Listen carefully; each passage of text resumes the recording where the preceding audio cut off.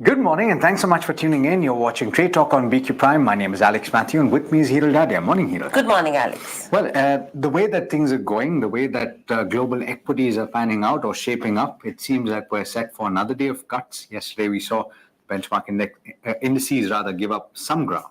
Absolutely, and clearly, if you go to see SGX, I beg your pardon, Gift Nifty is indicating a downtick of little over 100 points, right? So a start below the 19,600 mark, somewhere little above the 19,500 level is what the street is expecting. That's the implied number that we're looking at on the back of Gift Nifty. But yesterday as well, you have Bank Nifty, which ended lower. Nifty's ended with cuts. It was mainly pharma as well as the metal pack. These were the top gainers as well in yesterday's session. It's going to be an interesting day of trade, taking the way bond yields have been panning out, the way crude has been inching higher, and the way I think gold is almost at 11-week high. Yeah, $2,000 is what you're looking at now. And in the Indian market, of course, 60,000 is the level to watch per 10 grams of gold.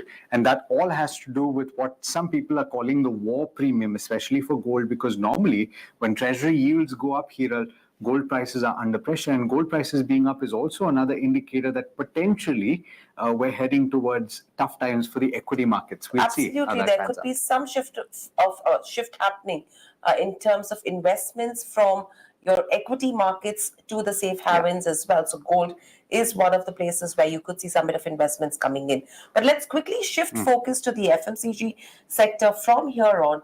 You have three big names that will be reporting numbers today. You have ITC, HUL, as well as a Nestle, plus some bit of troubles coming in for a Dabur in the US markets on legal battles.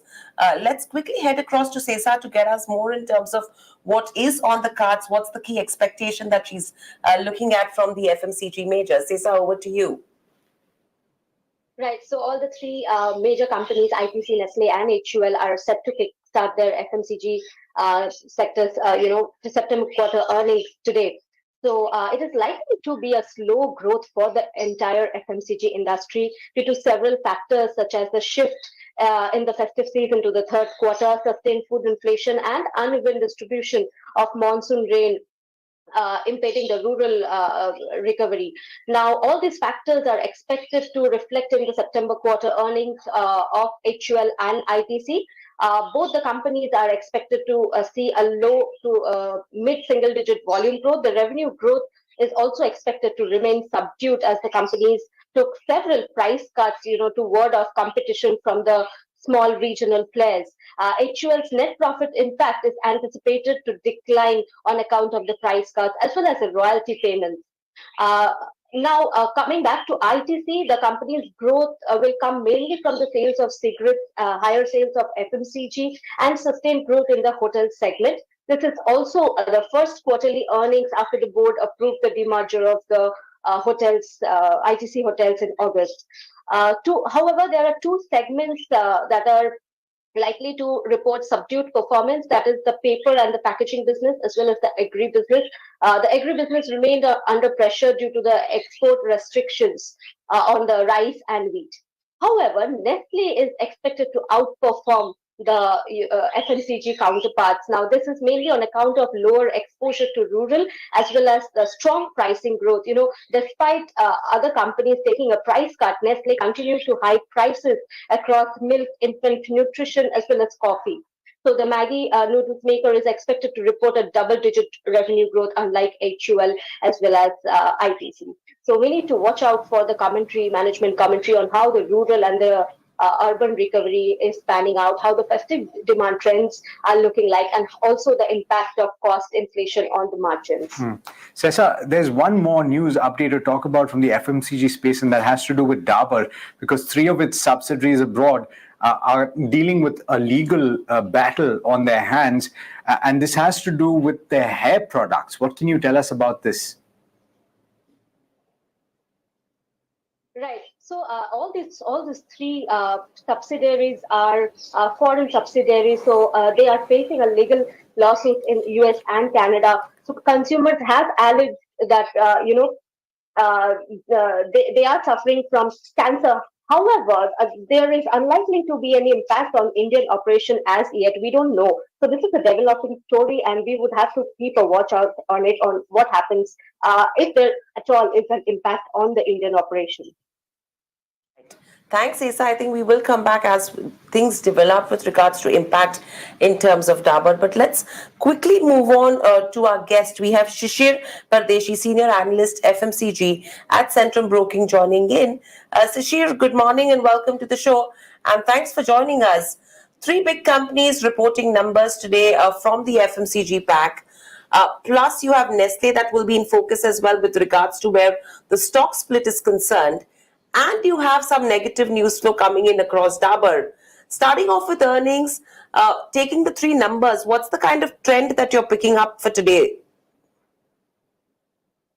Thank you, Hiral, having me on the show. To start with, it's a big bang result starting from today.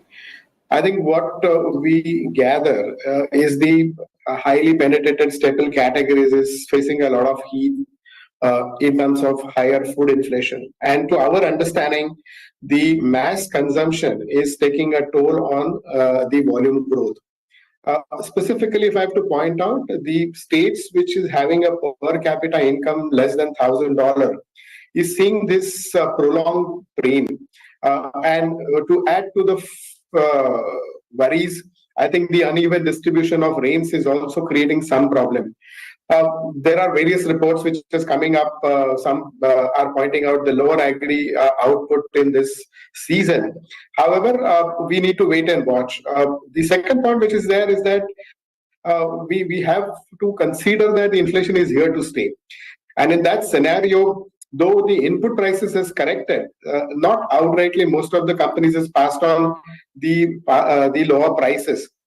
I think there's a wait and watch.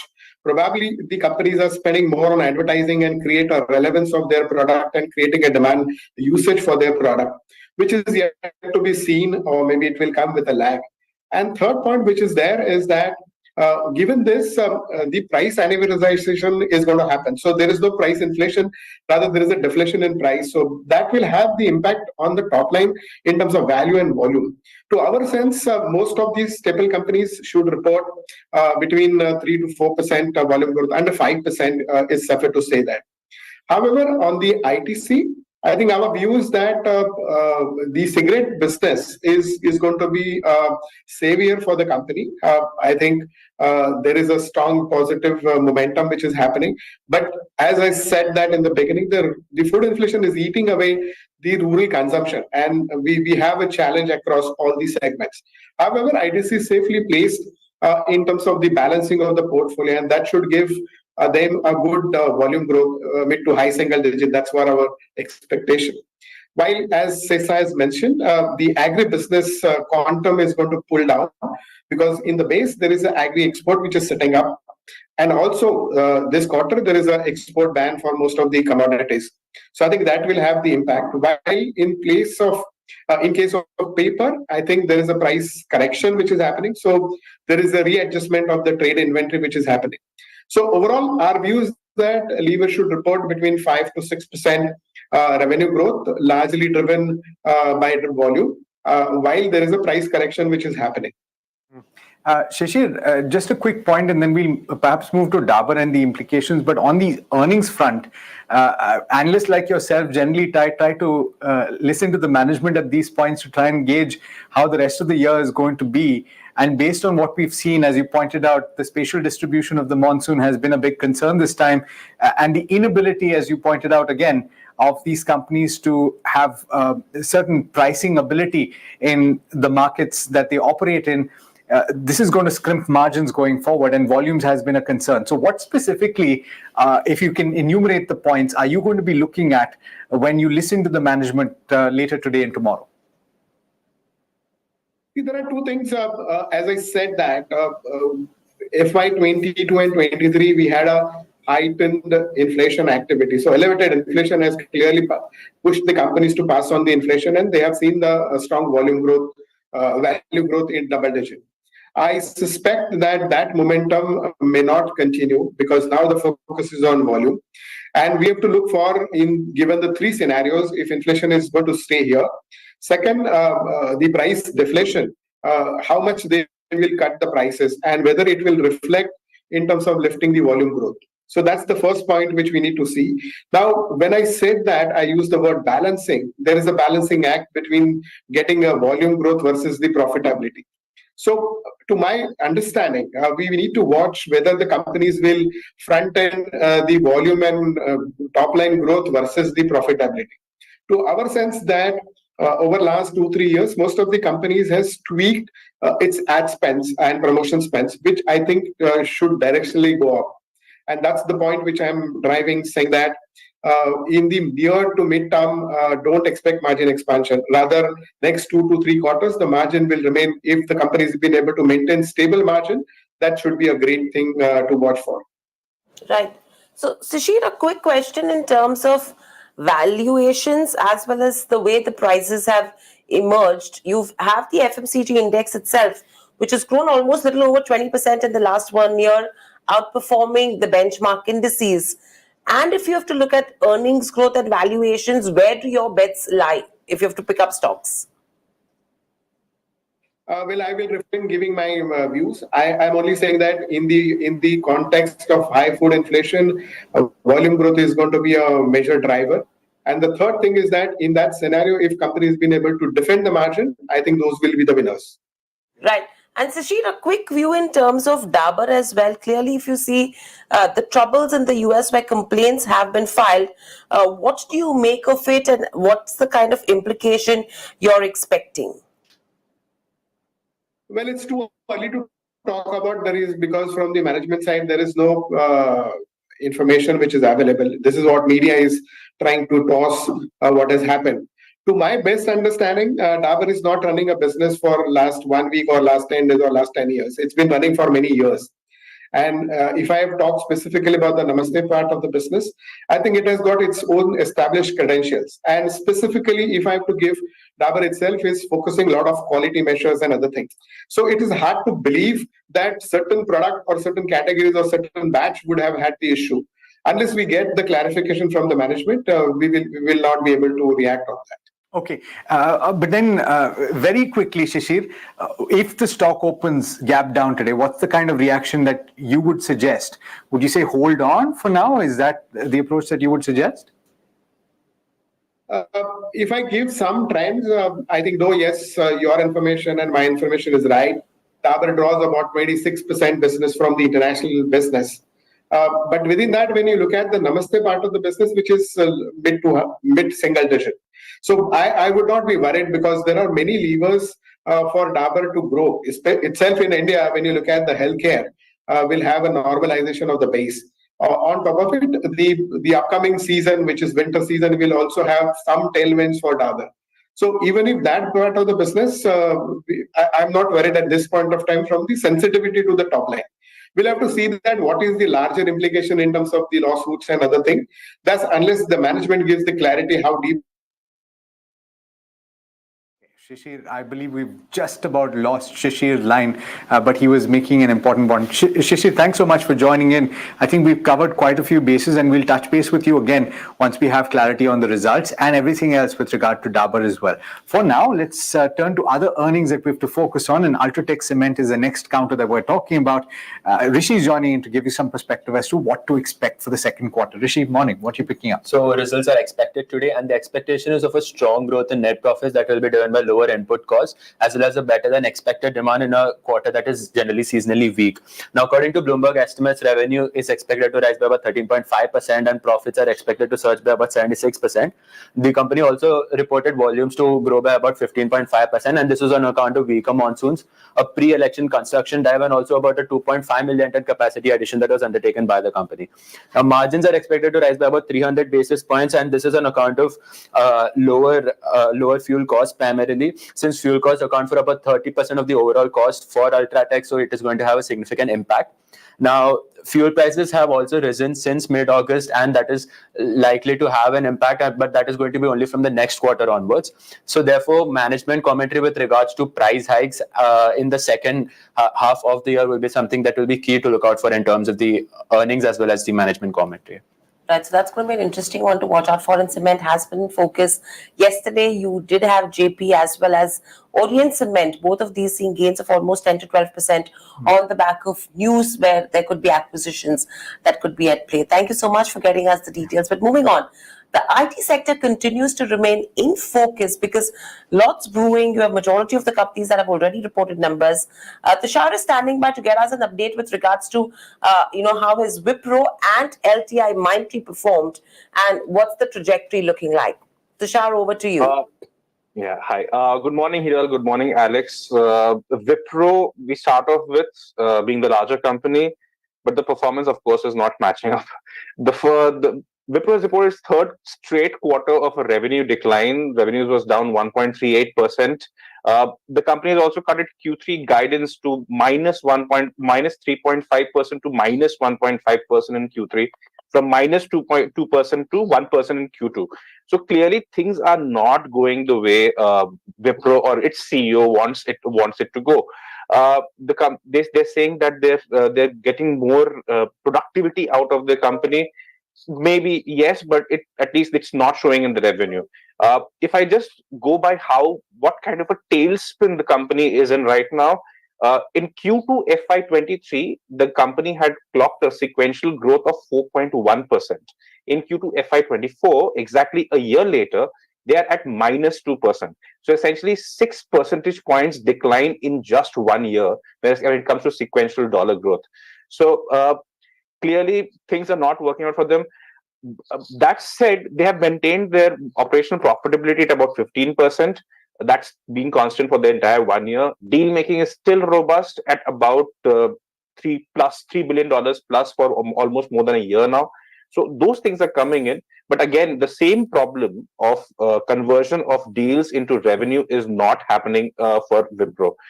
If you look at that is something that Wipro has to address at the earliest. In case of LTI Mindtree, if I look at it, they are also doing the same line when it comes to their larger peers. Revenue, but in the case of LTI Mindtree, the revenue is up 2.3%. The EBIT margin is down 1.91%, but the net profit is up 0.86%. So it's a mixed bag of results for LTI Mindtree. They haven't given their deal numbers so far, but the pain that it is under is actually evident. So they're also not spared from the pain that we are seeing. Hiral. Absolutely. Thanks so much, Tushar, for bringing us those updates. And by the way, Coforge also in focus. It has maintained its annual growth guidance for the current financial year. Revenue is what they're speaking about in constant currency terms. That guidance stands at 2.3%. So that's important to watch out for in the context of several IT companies cutting their guidance for the rest of the financial year. But let's also get a check on the latest with regard to IndusInd Bank. It has reported its earnings, and in fact, PAT has risen by as much as 22% in the quarter gone by. Himansh has this report.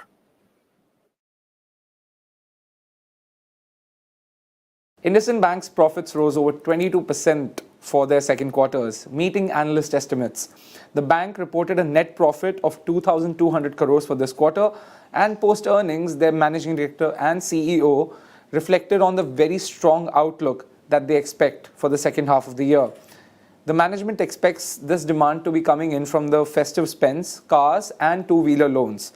He said that the bank also registered 18% growth in their corporate loan book, largely driven by small corporates, and healthy growth in vehicle and microfinance business.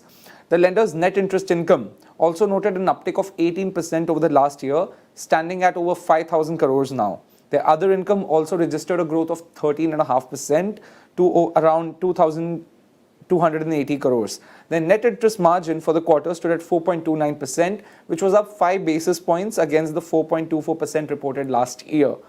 Now, their management said that the bank's NIMs continue to be range-bound, and this is the target that they've set for levels between 4.2 to 4.3%. Asset quality for the lender remains stable, with gross and net NPAs noting a downtick of about 1 basis points. However, the bank reported slippages of 1,400 crores this quarter, of which 214 crores came in from the corporate loan book. Now, the management clarified that a large chunk of this, about 158 crores, came in from one single corporate account, And on a sequential basis, however, slippages were up by 6.7%. And lastly, as for the fundraising prospects, the management feels comfortable with the current level of internal accruals and does not see any need to raise funds in the near future. Thanks, Imanj, for getting us the details. In fact, IndusInd will be in focus as well. MK has a buy rating and a target price of 1,825, and they're clearly indicating that it is eligible for inclusion in the MSCI India Standard Index, and inflows that could be expected could be in that range of around $300 to $350 million with regards to where IndusInd Bank goes. So let's focus on this one pretty closely. But moving on to the auto space, you have a Bajaj Auto that has reported numbers, and one of the other update is the change in the dividend policy. Vinay is standing by to get us more in terms of how the numbers have panned out and what the new dividend policy of Bajaj Auto indicates. Vinay, over to you. Thanks, Hiral. So the Bajaj Auto's profit rose 20%, largely on higher selling prices of the company because they have taken price hikes over the last 1 year. So the sales have not risen. The sales declined 13% in the quarter to 8.8 lakh units. And this was because of a higher base. But that higher base effect has now subsided, the company's CFO told BQ Prime, and that they are expecting now a growth in domestic two-wheeler volumes at least. On the export front, they are saying that the recovery will continue, but there is still some time before they reach the peak run rate of over 2 lakh units that we saw earlier. The revenue rose 5% while margin expanded to 19.8% as richer product mix offset drag from EV investments.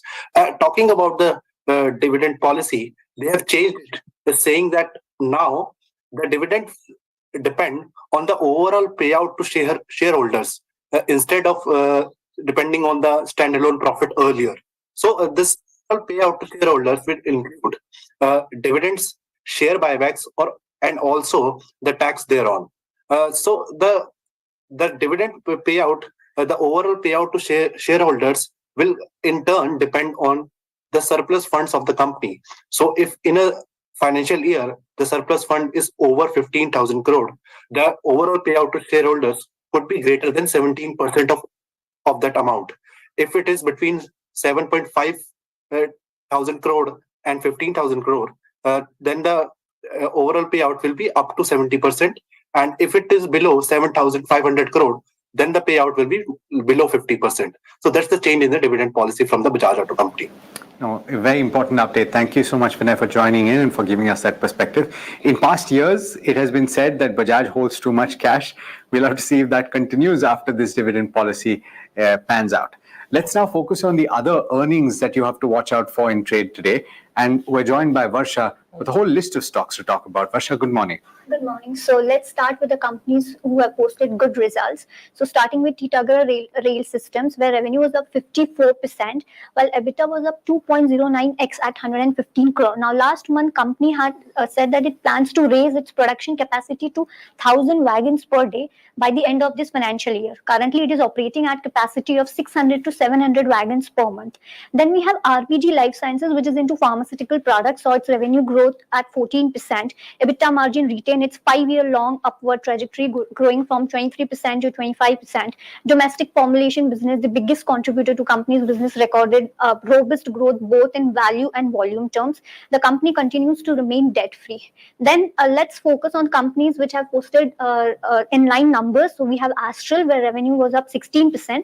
Margins were at 16% versus 12%, led by decrease in material costs, which also helped increase in net profit by 75%. Then recently, the company started commercial production at Guwahati plant. The company's Fire Pro received ISR certification. So company is the first Indian company to have this certification. Then we have Persistent System. The revenue was up 3%, and which was helped by robust order bookings. Also, EBIT was up 11%.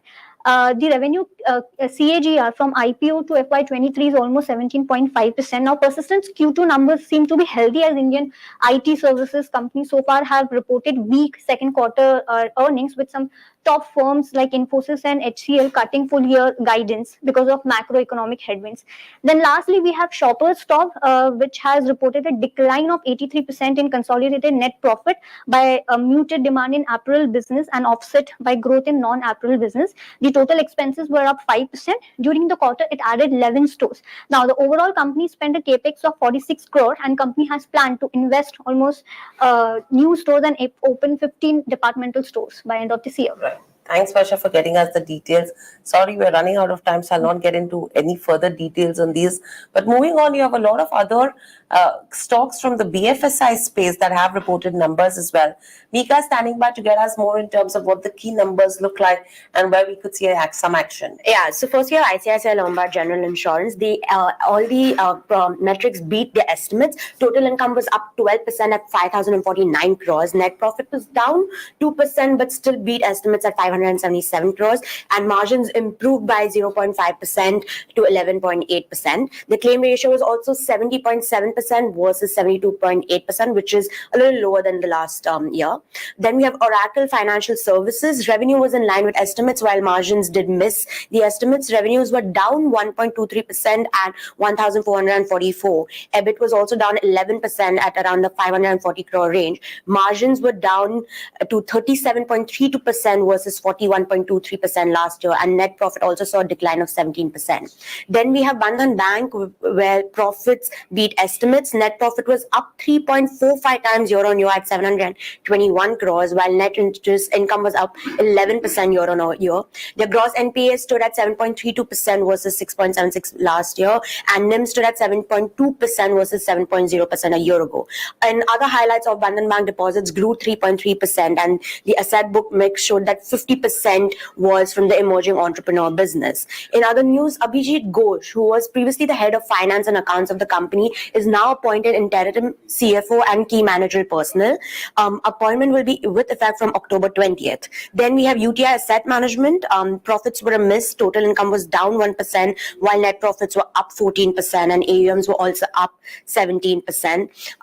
Then we have 5 Paisa Capital, where revenues were up 21% and 97 crores, and net profit was up 77%. Customer base was also up 4%, and the total client acquisition was up 25% quarter on quarter. Then we have IFL Finance. Revenue and profits both were a miss in terms of metrics. Their liquidity now stood at around 9,000 crores, and the profitable yield was up to 17% versus 15.5%. Net profit was down 38%, while total income was up 44% for the company.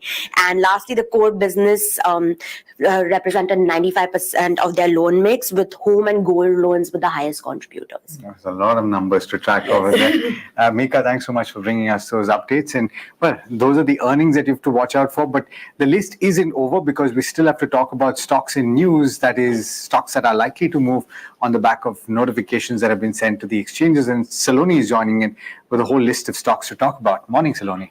Good morning. So first we have GPT Infra Project. So the company backed its single largest order in the company history, which is valued at 739 crores. So the contract was awarded by the NHAI for the construction of new 4-lane Prayagraj Southern Bypass in Uttar Pradesh. So with this order, the company's total order book stands at 2,838 crores. Then we have Infosys. So the company is expanding its alliance with Google Cloud to help enterprises build AI-powered experiences by leveraging Infosys Topaz offerings and Google Cloud's generative AI solutions. Then we have Coromandel International. The company commissioned its sulfuric acid plant at Visakhapatnam, which was set up with an investment of 400 crore rupees. The production capacity of the plant is 1,650 metric tons per day.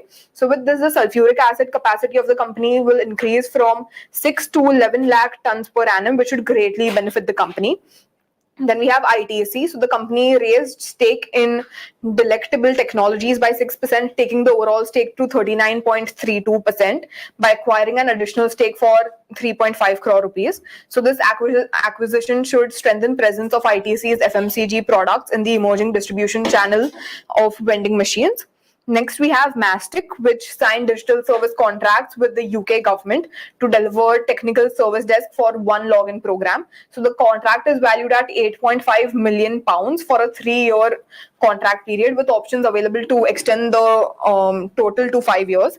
Next, we have Power Mech project. So the company is raising funds through its QIP, which opened yesterday and it closes on October 23rd. So the floor price is set at 4,085.44 rupees per share, which is at a premium of 1.44% to the stock's previous close.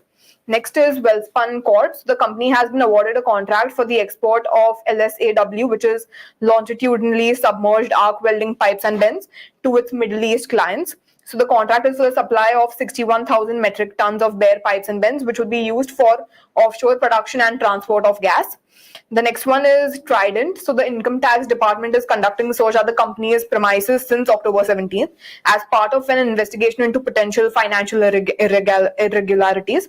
So the entire IT assets of the senior officials are under control of the income tax department since October 17th for scrutiny. The company is not yet aware of any material impact.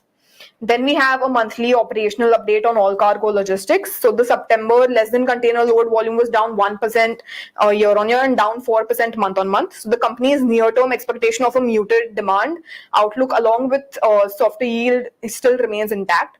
The company's full container load volume did comparatively better, with being up 3% year on year and 1% month on month.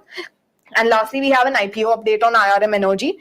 So the company's 545.4 crore IPO opened for subscription yesterday, and the IPO was subscribed to 1.72 times, which was led by non-institutional investors. So a fully subscribed IPO on day one. That's going to be interesting. And today is day two of the same as well. Thanks, Saloni, for getting us the details. So clearly, lots to focus on. A lot of sectors, FMCG, IT are on the top of the list today as well. Gift Nifty start little above the 19,550 mark is what we're seeing. And pre-open is indicating a 250 points cut in terms of the Sensex as well. So it's going to be an interesting day of trade. Maybe there could be some pain that could continue. You'll get all the coverage right here on PQ Prime. Please stay tuned.